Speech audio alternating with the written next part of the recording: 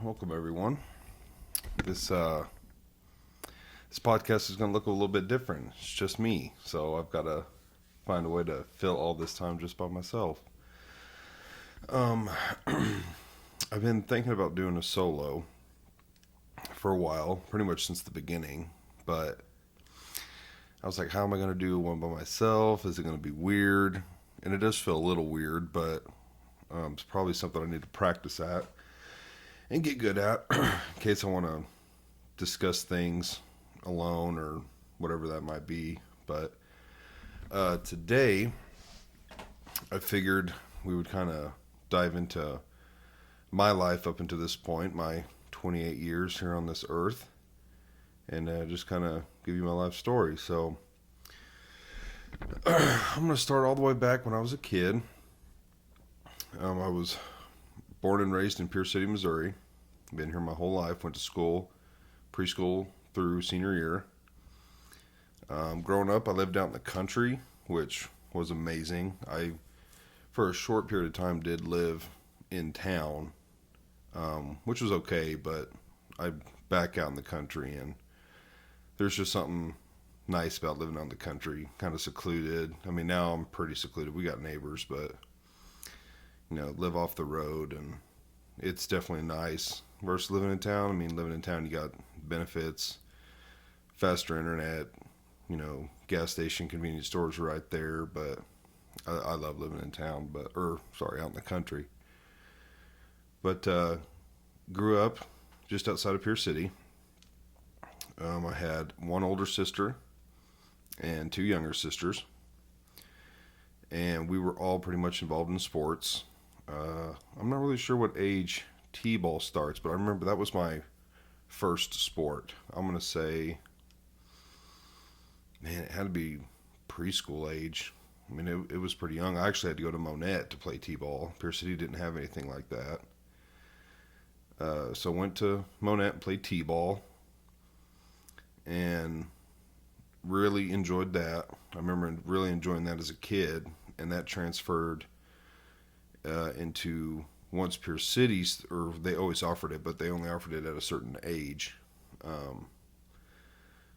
Once I hit that age, we had summer league baseball, basketball.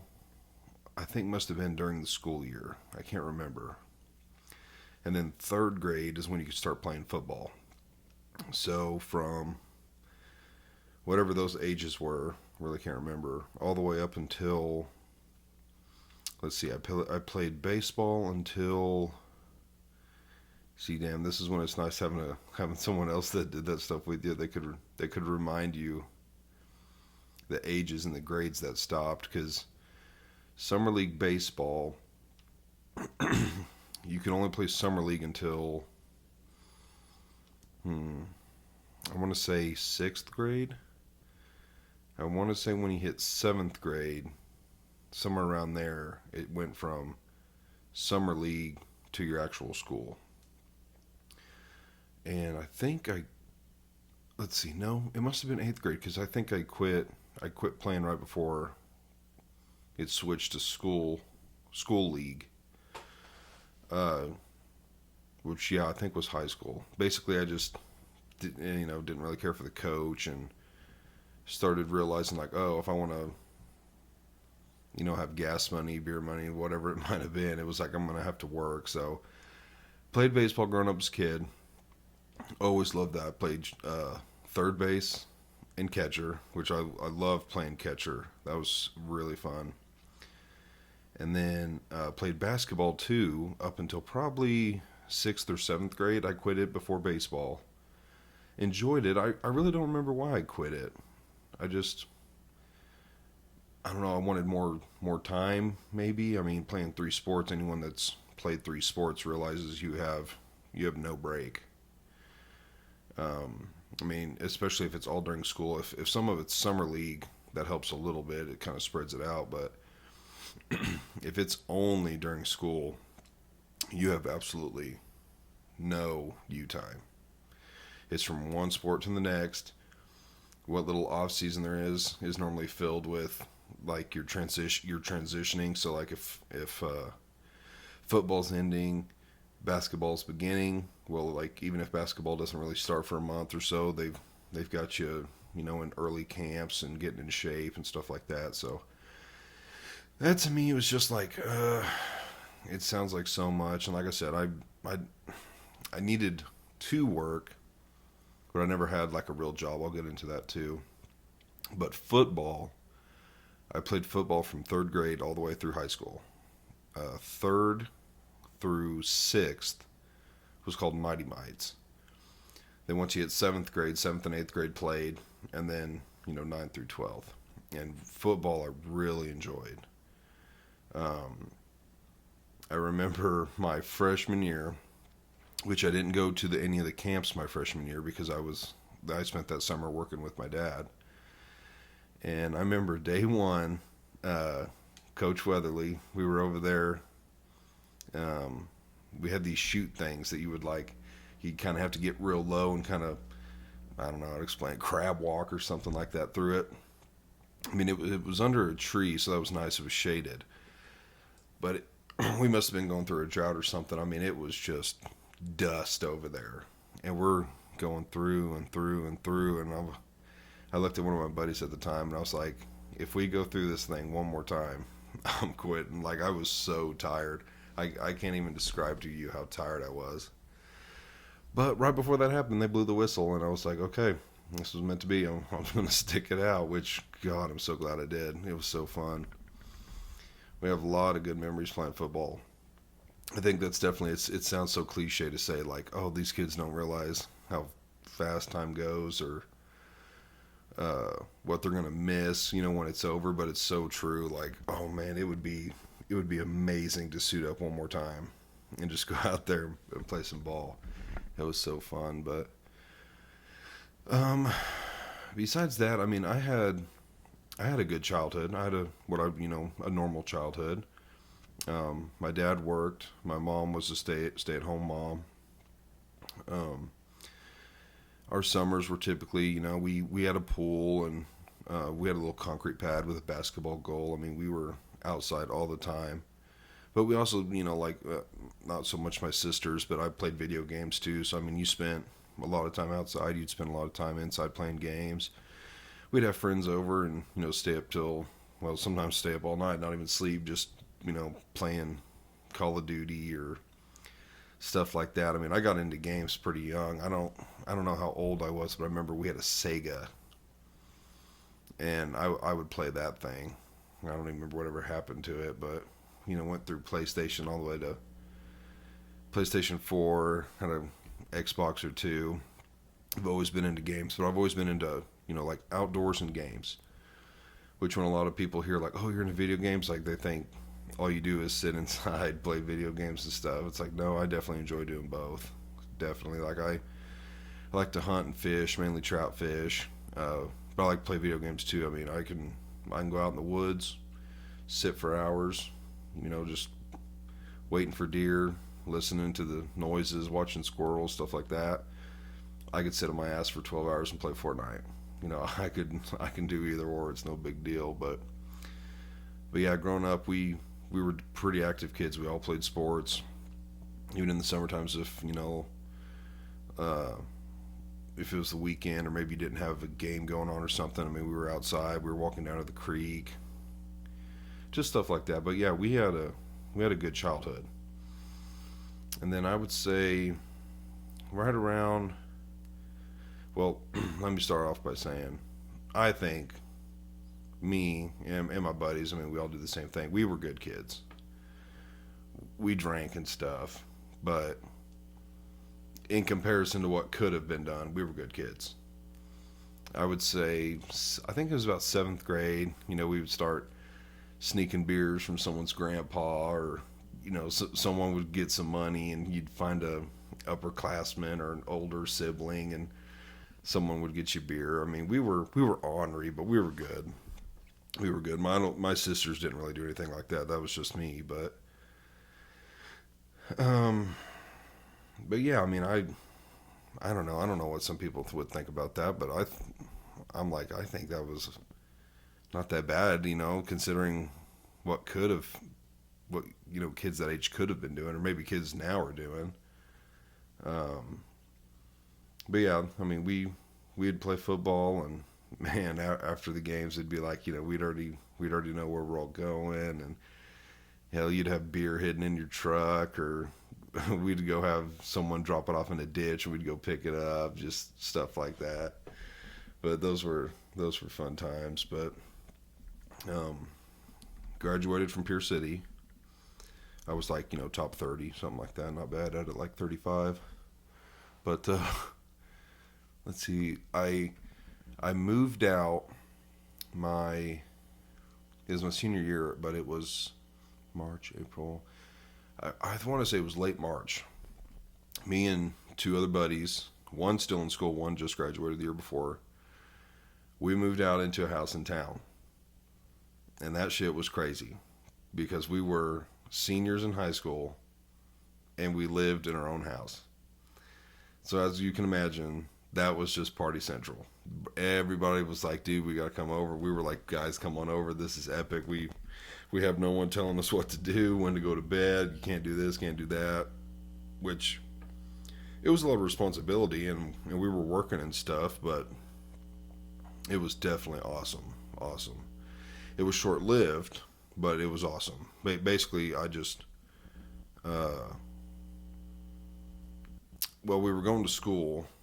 Two of us were. Two out of the three. We were going to school and working. And it got to a point where it's just like, the partying is so much. Like, I definitely got to get out of here, just because sleeping and getting woken up in the middle of the night. And it's like, bro, it's 2 o'clock. There's like 15 people in here. You're all raising hell. And I got to be up at like 4. So, moved back in with my dad, which at this time my parents had separated. My dad was in town. So I moved in with him, and which was convenient. We were already working together, which I'd worked with my dad, which I want to have him on, and we're going to discuss some housing things, like the process, what he is still currently working for where I was working, how busy they are, what it's looking like now. When you're in it and actually seeing subdivisions being developed, homes being built, roads being put in, like you're getting a feel for how the economy's going. Maybe a little bit before everyone else is, or you're at least gonna hear the news, and then you're gonna be the first ones to start seeing it. Like, instead of putting in 20 homes at a time, you're putting in 5. Or maybe you were only putting in 5, now you're putting in like 1 or 2. Like, you'll definitely see that. But I want to have him on to discuss that, because we worked together for a long time. That was all I'd known until I came to Steel Tech. But what was I saying? Oh yeah, we worked together. And I'd worked with him my whole life. So lots of times, like during the summers as a kid, I'd go with him to work. And when I was just a kid, it was like, throw away junk wood and sweep up sawdust. I mean, just stuff like that, kind of clean. And then gradually, as I got older, he would let me use the nail gun, let me use the circular saw, stuff like that. And then I think it was my senior summer, because I missed quite a bit of stuff my senior summer, because I worked the entire summer, Monday through Friday. Which, looking back, it was good. Needed the money, and kind of got me to where I was at that time. But we started working for Turner Building and Development. And, man, I started out at $10 an hour, which I don't even know if that was minimum wage. But I think we first got hired on to literally go behind framers and just fix all the crap they did. I guess before we got there, they were failing inspections like crazy, just had a bunch of bad framers, and instead of fighting them to come back and fix their stuff just so they could pass inspection, they were like, why don't you guys just go behind them and fix it? And we're like, okay. So we did that for just a little bit, and then kind of got everything caught up. And my dad had owned his own framing business for many years. That's what he'd done his whole life. So he was like, well, why don't you guys just, while we're, basically everything's already caught up, why don't you just start building homes too? So we started doing that, just Dad and I. And we've worked all the way from Springfield to Webb City. We built homes in Springfield, Monette, Webb City, Carl Junction. I don't know if we ever did any in like Republic. Oh, we might have done some in Ozark, but pretty much everything in between. We'd framed homes, and that slowly transitioned to. I think the first time he needed a home trimmed. He needed all the trim done. I don't know if his trim guys were just tied up or what the deal was, but he asked if we could do trim, and Dad was like, "Yeah, we can do that." So we trimmed a house or two, and then that kind of led on to, well, do you guys just want to, keep doing trim? And I was like, sure. And then we were just knocking them out. It was, knocking them out pretty quick. And at one time, it was like, oh, what are we gonna like? Are we gonna frame and trim? And then the same thing happened, but with tile. I think he had a house that needed tiled really quick. Tile guys couldn't get to it, so he asked us again, like, hey, can you guys tile? I was like, yeah. So we started laying tile, and now we were like doing tile and trim, and that didn't go on very long. And same thing happened again, but with wood floors. He's like, hey, need this house, need the wood floor done. Can you guys do that? I was like, yep. So by this time, we're not even framing anymore. We're doing trim, tile, and wood floor. And I don't remember how long we did that, but I remember I bought a truck. I bought a Cummins because we decided to. We always either had like a car with all of our crap jammed in it, or a truck with just all the tools loose in the back, which, things could get stolen at night. They get rained on. So it was like, I told Dad, I was like, if I'll buy a truck, because I wanted a Cummins anyways. I was like, I'll buy a truck if you buy a trailer. And then we can either, well, I think we hauled it home every day because trailers on job sites are just, I don't know, in general, a bad idea. A lot of them get broken into, stolen. So it's like, I'll buy the truck, you buy the trailer. That way our vehicles are clean, our tools are locked up, they're dry. We don't have to haul them when we go somewhere on the weekend, just drop the trailer and go.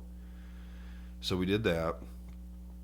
And, over this time, I'm slowly getting raises and gaining lots of experience, and was very glad, because framing, if anyone's ever framed, that is some hard work. That's some man's work right there. So when we started doing the tile and trim, it's, I would say, way easier. You're not way up in the air. You're not dealing with real heavy material. You're shaded. I mean, whether there was heat or not, heat or air, depending on what time of the year it was, it's still nicer inside. But we did that for quite a while, and I'd have to ask him, but I think our process when we were doing it is we would trim the house, then go back through and tile it, and then that was it, because we kind of had a different process while we were actually doing the labor. But we did that for a little bit, and then Dad got the opportunity to become a supervisor. And at the same time, I got an opportunity to become what we called the warranty guy. And the warranty guy, basically, it was, if you bought a brand new home, you had a 1-year warranty on the home. So if anything structural, or like, mainly structural, but like, let's say maybe you had some paint spots, that you didn't notice when you first bought it, or something like that, I would go in and fix it, or I would contact whoever did the work and have them come fix it, kind of depending on the severity of it. I mean, if it was really messed up, it was like, okay, I'm not going to fix it. Whoever did this work needs to fix it. Or if it was something I just wasn't comfortable doing or didn't really know, I would have them come and fix it. And I remember when I took that job, I had folders and paperwork because I was having to find out how many homes had these concerns or complaints, and it was like within day one, it was like, oh, we're behind like 30 something people, and then within like 2 weeks, that number was up to like 50 something, and I was like, oh my gosh, how? And most of them were very minor, like, oh, there's some missing paint on the front door or something minor, which many times you would get over there and you would see wherever it might be or what it might be, and you'd be like, okay, you guys, like, I wouldn't say it, but it was like, you guys clearly did this when you were moving furniture. Like, you could see where your chair scratched the floor, or you were moving stuff in and you nicked the wall because it was like that nick you didn't notice when you bought the home, like you gouged the wall with the edge of your dresser or something. But we would fix it just because it didn't take very much and it made the customer happy. But there was also times people would call me over and be like, yeah, this light bulb burnt out. And it's like, well, you've been here for 8 months and light bulbs do that. So, I wouldn't do something like that. I'd just be like, look, we don't warranty that. But I'm trying to think if there's anything ever really serious. I really can't think of anything. It was almost always minor. But yeah, it was up to like 50 something that basically the guy who was doing it just wasn't staying on top of it. And so I went through and made a paper for every home, what they had. I'd get their name and number and address and all that, and then I just started going down the list. But I think I went in order from easiest to hardest, because if it was like they had one complaint, maybe their door wasn't sealing very well, I'd go over there, look at it, be like, okay, it just needs a bigger piece of weather stripping. So I'd have one in the truck, put it in, boom, that person's done. And just kind of went down the list. And I also kind of tried to prioritize if someone had been on the list for like 6 months versus someone who's been on the list for 2 weeks. But I believe I called everyone. I called them, let them know who I was. I just took over. I've got their list, and they're now on my list. I'd kind of let them know where they fell on that list, depending on how easy or difficult it would be, how long they've been waiting, and just tried to treat everybody fair. Like I said, if you'd been on the list for 2 weeks and it was something not serious, but something that's going to take a little bit, like, I'm going to push you back a little because it's like, hey, I've got a guy who's been on here for 6 months and he needs a piece of weather stripping. I'm going to go take care of him first. You've been on the list for a while and it's easy. So I did that, and I want to say within because I didn't do it terribly long, maybe like 6 months, but I would say within 2 to 3 months, I had everything caught up.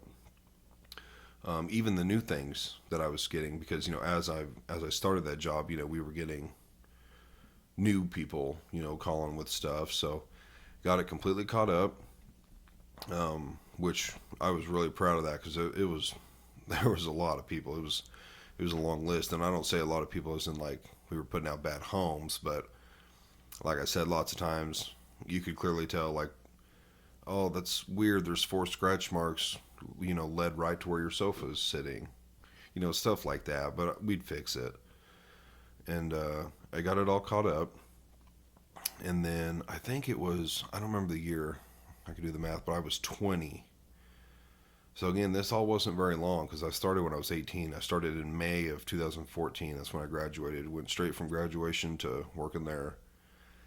I think I was 20, so this would have been, I guess, 16, because I was like a month away from turning 21. He offered me as a supervisor role, and I was like, absolutely. I told him before, like, once I got things caught up, I was like, hey, if someone like retires or something happens, like whatever, whenever another position becomes available, I would like to be considered for it. And I think a large part of why he offered it to me was because of what I did with the warranty.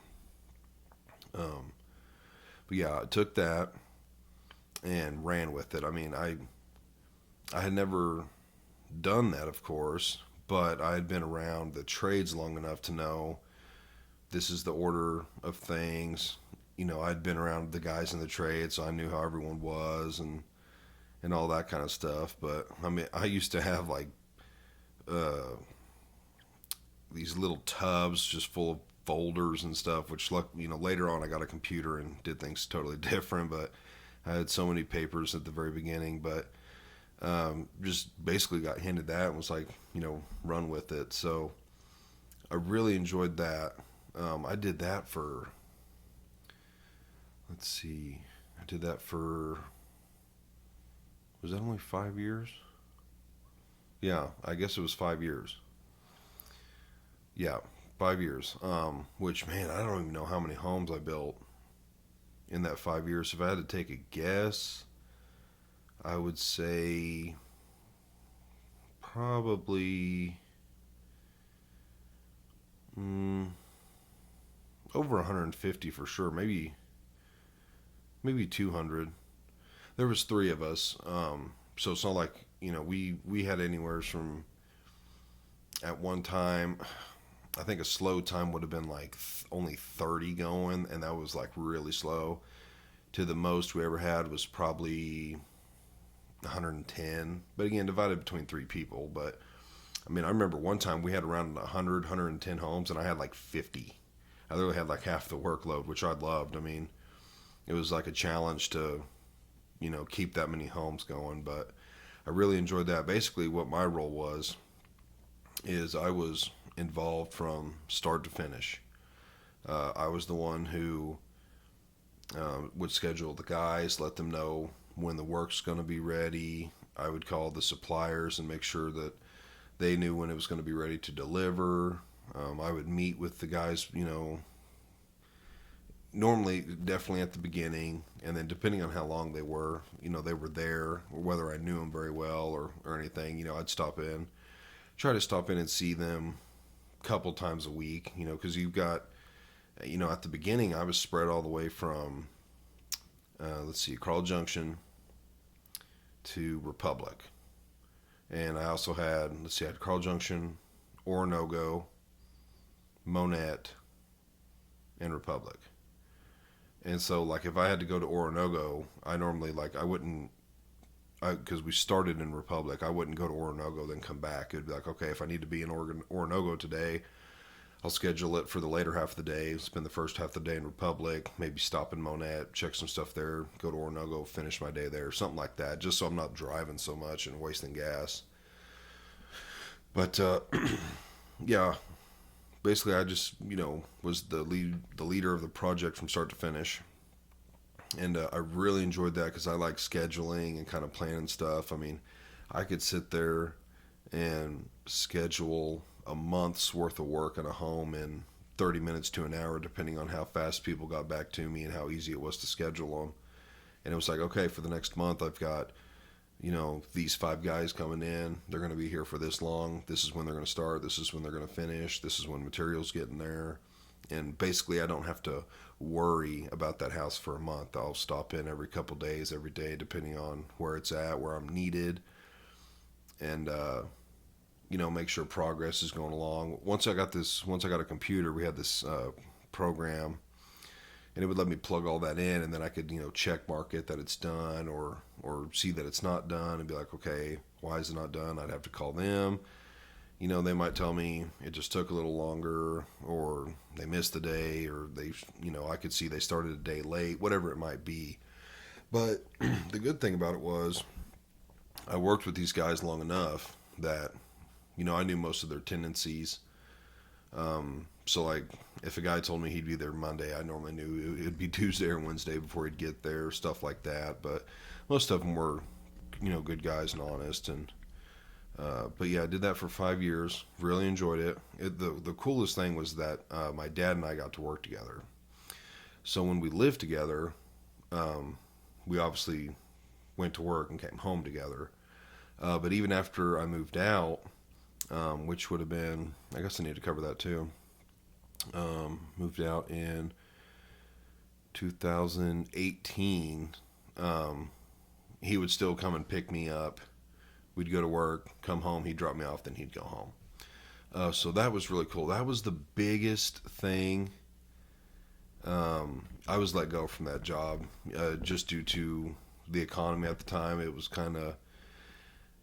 late COVID, but we were slowing down, and you could kind of there was rumors that it could collapse, which, it's going to still. It didn't happen as quick as I thought it would, but I was let go, and it was really hard because one, it was my wife and I had just built a house, and spent way more than what we thought we were going to on it.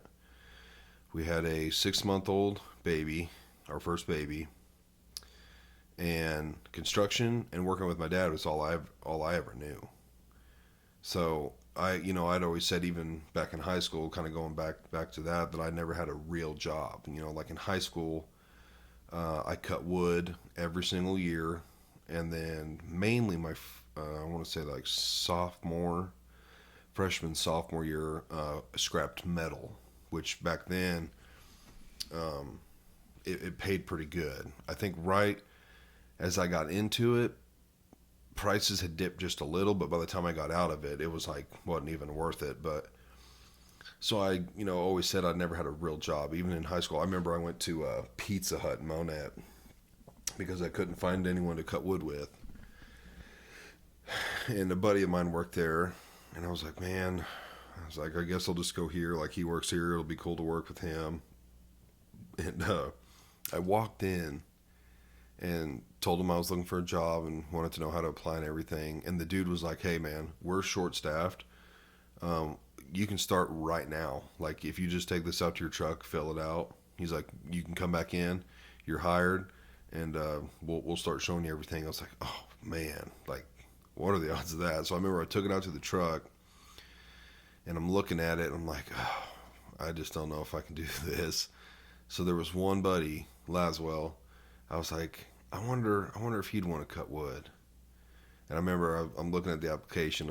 I called him and told him what was going on. I was like, would you have any interest in cutting wood? And he was like, yeah, actually I would. Like, that sounds fun. I think he had a chainsaw, or his dad had a chainsaw. And between the both of us, we were going to find somewhere to cut. I think he knew somewhere instantly.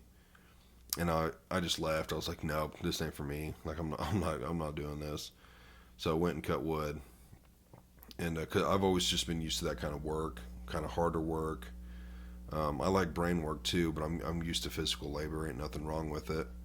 And working for ourselves was fun. Hell, we actually made better money than people that were working at fast food restaurants or whatever it might have been. We were making the same, if not more, money than them. And we were able to be out in the woods and chilling, just me and Laz hanging out, and it was fun. I mean, still going back to high school. I'm kind of backtracking here, but I guess I'm forgetting stuff. But my senior year, second semester, so like after Christmas, I had done basically all the credits I needed to do. So I had 3 hours. I had second, third, and fourth period. So I showed up to school an hour late every day because I didn't have first period. And then we left. Laswell was kind of on the same schedule. We left after lunch, and we'd go work. Actually, we normally go to his house, have lunch, watch the Family Guy, and then we'd go work.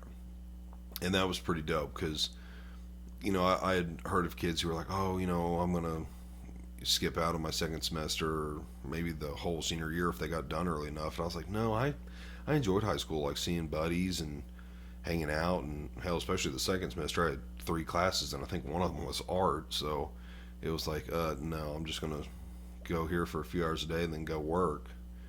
But yeah, I did that. But where was I in the story? Oh yeah, working with Dad. Yeah, that was the biggest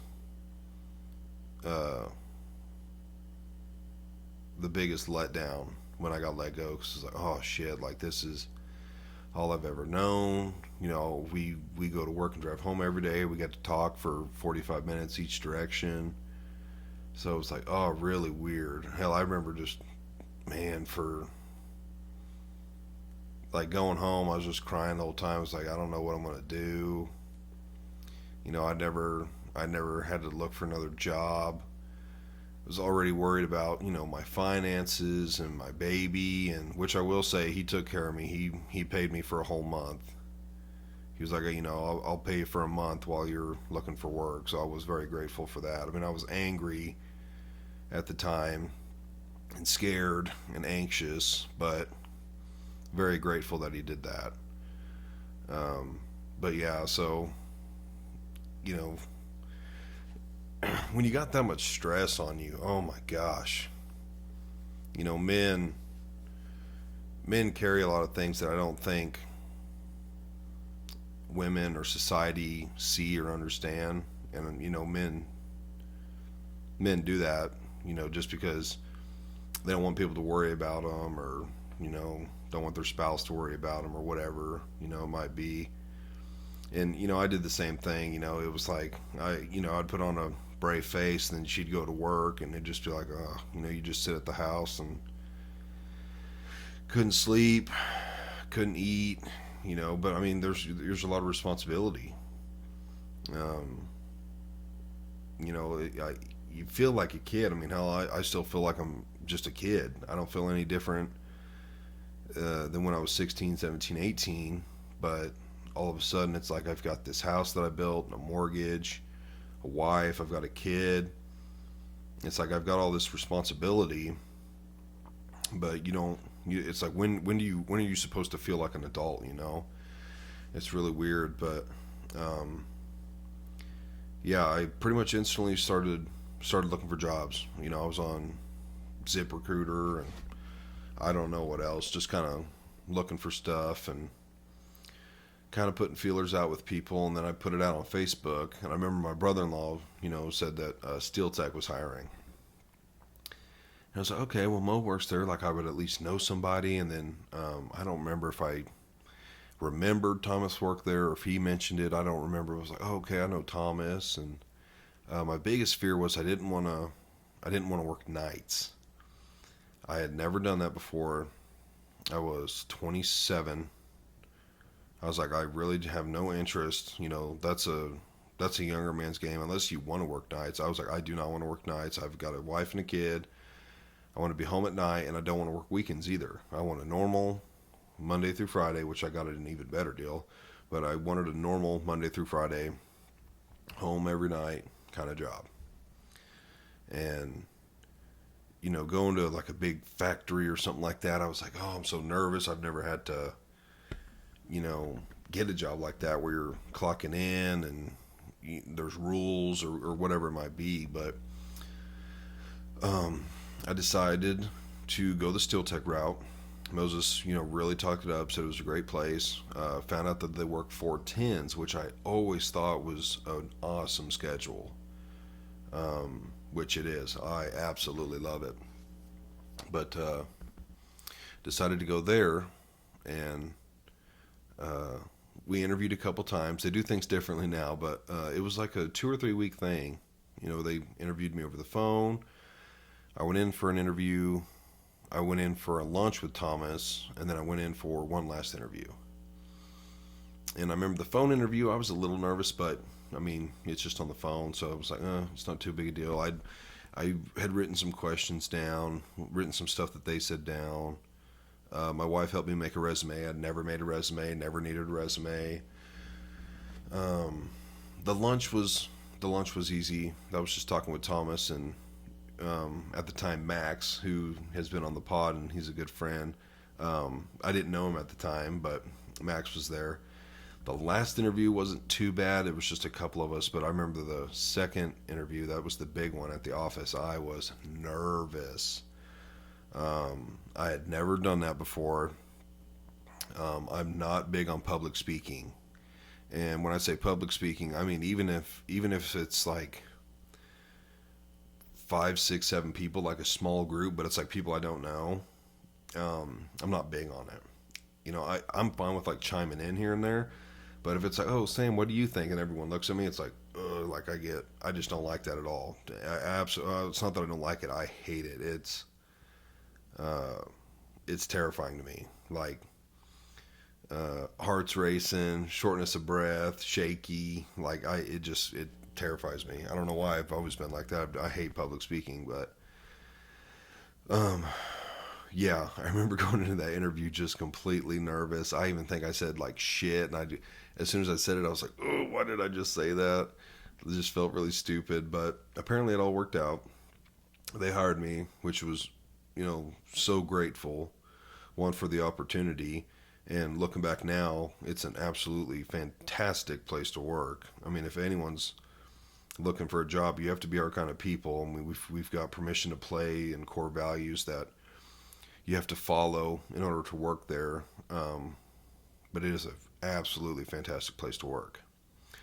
But I started working there, and the stress started melting away because it's like, okay, I've at least got a job now.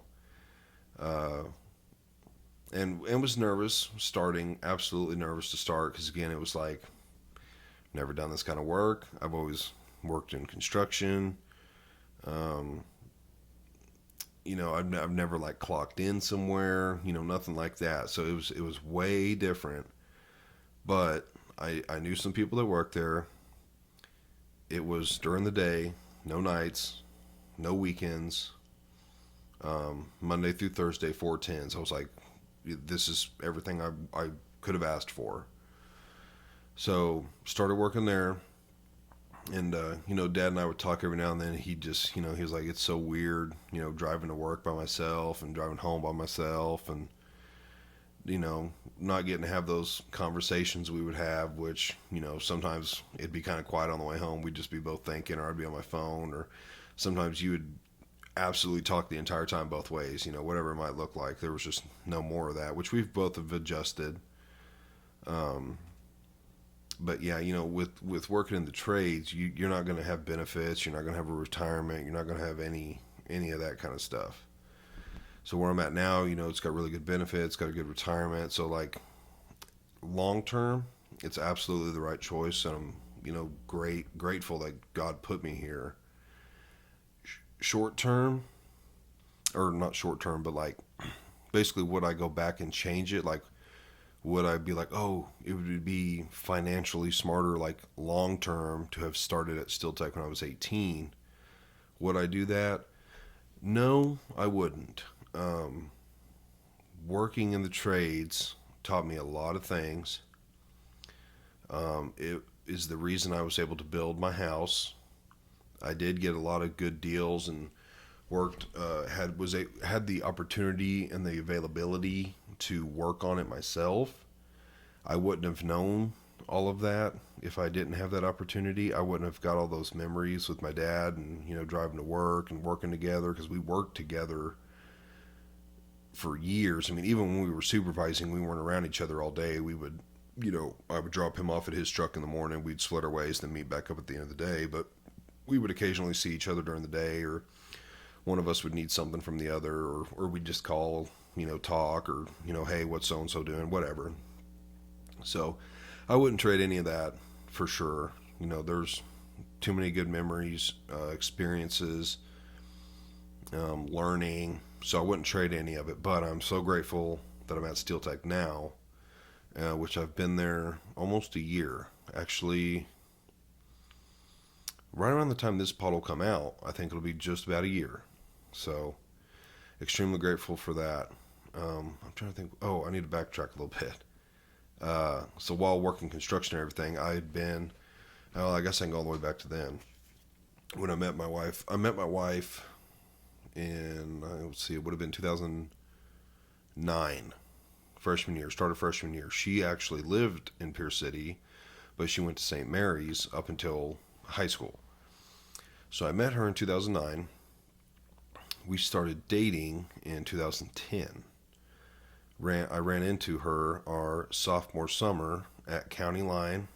For anyone who knows where County Line's at, ran into her there, saw that big old booty, and I was like, I'm going to start talking to this girl.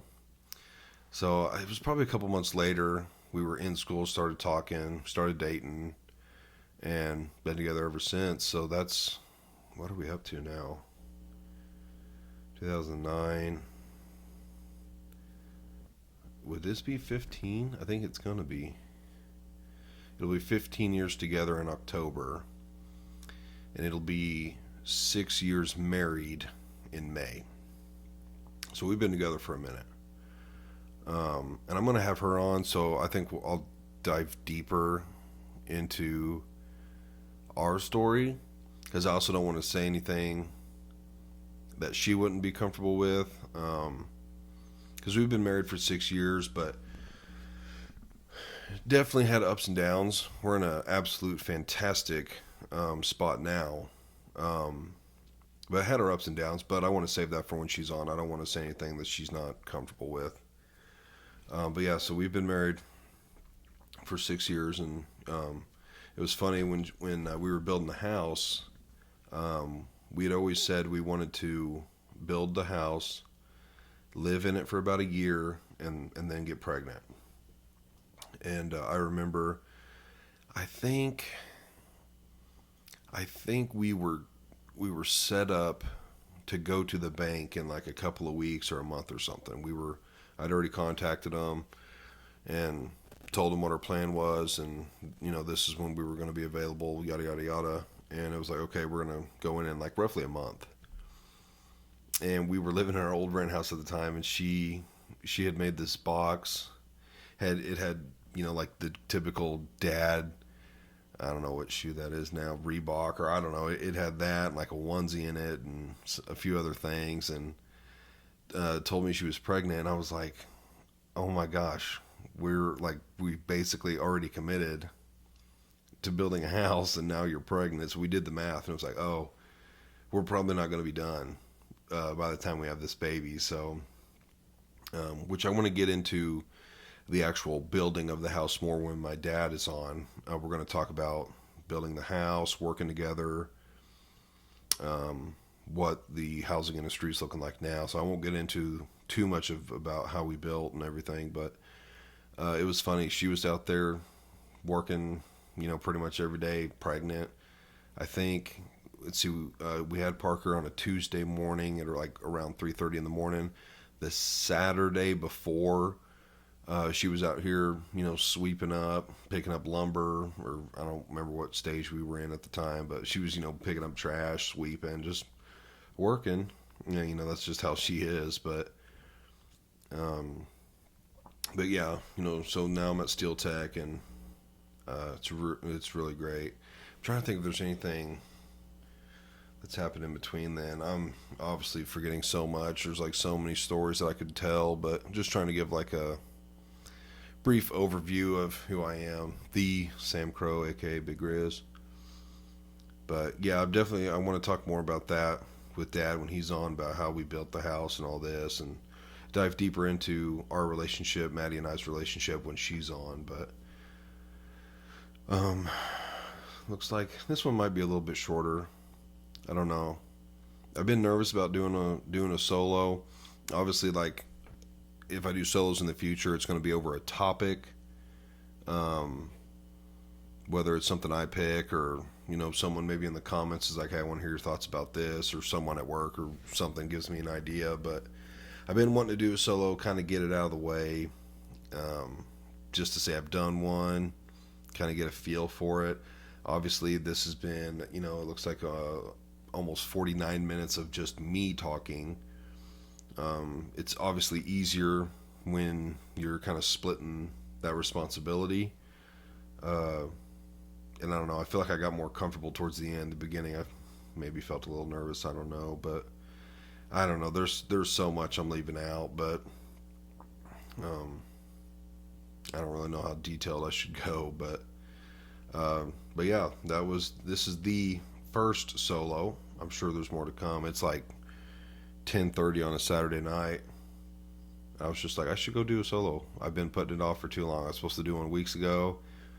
I end up playing Fortnite or going out or something and wouldn't do it. I was, kind of putting it off, but I was like, I need to go do this and knock it out. So I think this one's going to come out right after Zach Bailey's, which I believe is the day after the Super Bowl, if I'm thinking right. So I am a huge Chiefs fan. I don't know if we can see it on the camera or not. Let's see.